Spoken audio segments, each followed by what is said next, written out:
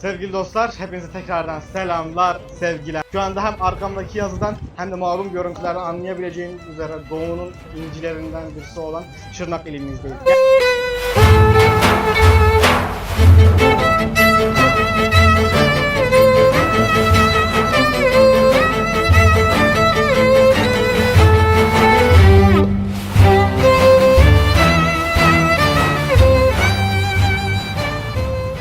Aslında yaşadığı değişimler sonucunda cennet gibi bir il olmuş durumda. Görüntüler anlayabileceğiniz üzere çok modern, çok estetik ve doğası çok önde olan bir il. Siz de gelip Şırnak'a doyasıya gezip doyasıya eğlenebilirsiniz. Şu anda zaten Millet Bahçesi'ndeyiz. Şırnak'a gelen ve Şırnak Çarşısı'nı geçen herkes bu Millet Bahçesi'ni görür. Ama Millet Bahçesi'nin arkasında tabii ki bizim olmazsa olmazlarımız, dağlarımız ve coğrafyamız mevcuttur.